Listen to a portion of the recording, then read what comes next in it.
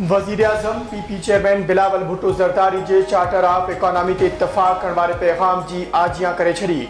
शहबाज शरीफ कौमी असेंबली में खिताब कंदे अपोजिशन के पैगाम ॾींदे चयो आहे त अचो अॼु चार्टर ऑफ इकोनॉमी ते इत्तफ़ाक़ करियूं। चवां थो अचो वेही ॻाल्हियूं कयूं ऐं मामला तय करियूं। मुल्क जी तरक़ी ऐं ख़ुशहाली लाइ गॾिजी कमु करण जी दावत ॾियां थो। नफ़रत सां मुंहिंजी आस खे ठुकरायो वियो। अॼु उहे नफ़रतूं जिते पहुतियूं आहिनि उन जो ज़िम्मेवार केरु आहे? असां नथा चाहियूं त हिननि सां अहिड़ी ज़्यादती थिए जेका असां सां थी।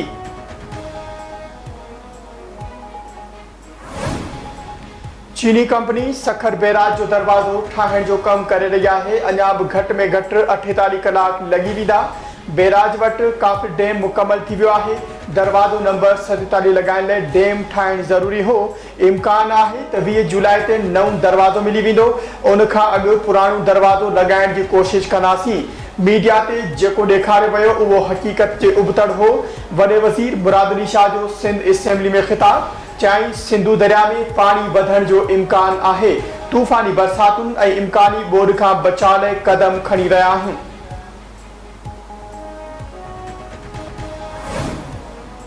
इरसाक में पाणी फराहम करण जो चयो आहे। सखर बैराज ते SOP तहत पाणी जो पांड लेवल बहाल कयो वेंदो। 44 दरवाज़ो बहाल थी वियो। 20 जुलाई ते 47 दरवाज़ो बि अची वेंदो। समूरनि गेटनि जो जाइज़ो वरितो आहे। SOP तहत दरवाज़नि जी मरम्मत कई वेंदी। सिंध जे आबपाची खाते जे वज़ीर ॼाम ख़ान शोरे जी प्रेस कॉन्फ्रेंस। चयाईं 15 दरवाज़ा ईंदड़ क्लोज़िंग दौरान लॻाया वेंदा।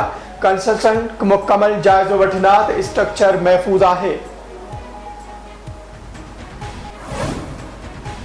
सिंध पुलिस में 42,000 एहलकारनि जी खोट। कोशिश आहे त पुलिस खाते में मेरिट ते भर्तियूं कयूं वञनि। आलमी मयार मूजिबि 450 माण्हुनि ते हिकु एहलकार मुक़ररु थियल हुजे, पर सिंध में 594 माण्हुनि लाइ हिकु एहलकार मुक़ररु थियल आहे। Polio duty, revenue duty, scout ऐं जजनि जी ड्यूटी ते बि पुलिस एहलकार मुक़ररु हुजनि था। जेकॾहिं उन्हनि ड्यूटियुनि जो हिसाब लॻाइजे त 600-700 माण्हुनि ते हिकु एहलकार थी वञे थो। सिंध जे घरू खाते जे वज़ीर ज़ियाउल हसन लंजार जो सिंध असेंबली में बजट ते बहस दौरान ख़िताब। चयाईं सिंध में अफ़गानिन बर्मिन समेत तमामु घणा पर ॾेई रहनि था। उन्हनि खे कंट्रोल करणु ॾुखियो आहे। प्रिया कुमारी जे मामले ते जोड़ियल जांच कमेटी मूजिबि प्रिया कुमारी ज़िंदा आहे। हींअर ताईं ख़बर पई आहे त नीगरी पंजाब जे चोलिस्तान वारे इलाइक़े जे लाॾाऊ ख़ानदान वटि आहे। बलोचिस्तान में दहशतगर्दनि जो नेटवर्क पकड़ियो वियो। पाबंदी मड़ियल TTP जो दिफ़ाई शोरा जो सरबराह दहशतगर्द गिरफ़्तार। नसरुल्ला उर्फ मौलवी वीडियो पैगाम में अहम इंकशाफ कया आहिनि। बलोचिस्तान जे घरू वज़ीर ज़िया लांगो प्रेस कॉन्फ्रेंस कंदे चयो आहे त TTP जा समूरा कमांडर खुलेआम अफ़गानिस्तान में घुमी रहिया आहिनि। पाकिस्तान में दहशतगर्दी जी कार्रवाइयुनि में भारत मुलविस आहे। राह जी ख़्वाहिश आहे त BLA ऐं TTP में इत्तिहाद थी वञे। केतिराई गुम थियल माण्हू अफ़गानिस्तान में मौजूद आहिनि। हुकूमत अवाम दोस्त बजट समझे थी, पर मुल्क खोखलो थी वियो। अक़लियत हुकूमत करे रही आहे। PP हुकूमत जो हिसो नाहे। बजट में सभ खां वधीक ध्यानु टैक्स लॻाइण ते ॾिनो वियो। JUI सरबराह मौलाना फज़लुर रहमान जूं मीडिया सां ॻाल्हियूं।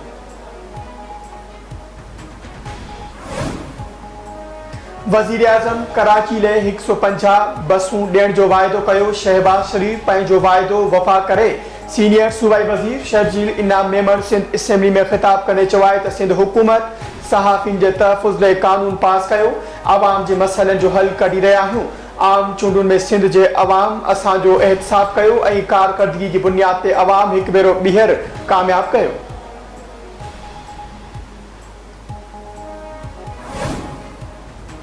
सिंध खे सभ खां घणो नुक़सान सिंधी मुहाजिर तक़सीम सबबु थियो आहे।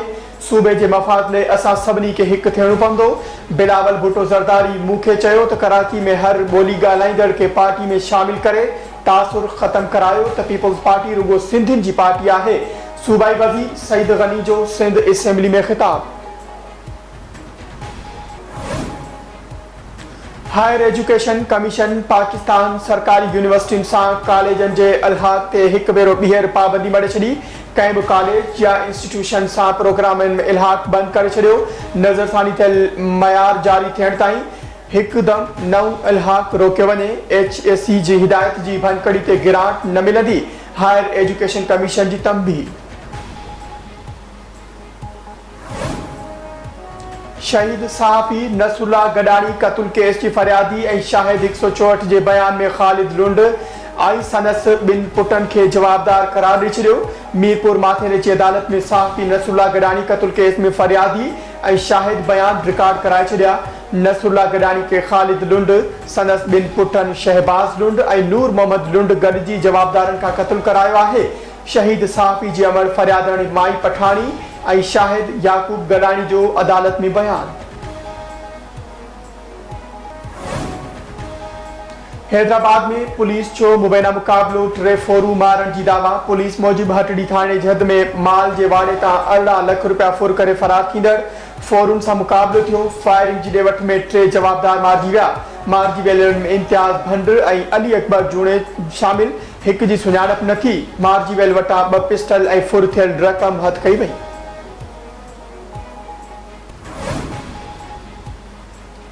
करौली भरिसां कार खे बाहि लॻण सबबि ज़ाल ऐं मुड़ुस मासूम पुट समेत सड़ी फोत। हुसैन पातो बसीरो लिंक रोड ते जहानिया आबाद वटि कार खे बाहि लॻी वई। बाहि लॻण सबबि नारी तालके जे तजल जो रहवासी हबीबुल्ला सहतो संदस ज़ाल ज़ाकिरा बीबी मासूम पुट इकराम सड़ी फोत थी विया। जाम शोरे में घर अंदर बाहि लॻण सबबि पीरसन डोहिटे समेत सड़ी फोत। वापडा कॉलोनी में रंधिणे अंदर रखियल पेट्रोल जे गेलन खे बाहि लॻण सबबि घर खे वकोड़े वई। पीरसन अब्दुल लतीफ़ समेजो ऐं 10 बरे जो आज़ान समेजो सड़ी फोत थी विया। नौजवान सुमेर समेजो ऐं संदस अमर भाग भरी ज़ख्मी। औरत गिरती जोगी हालत में ट्रामा सेंटर कराची मुंतकिल। अगुणू टेस्ट क्रिकेटर मोहम्मद वसीम कौमी वुमेन्स क्रिकेट टीम जो हेड कोच मुकर्रर।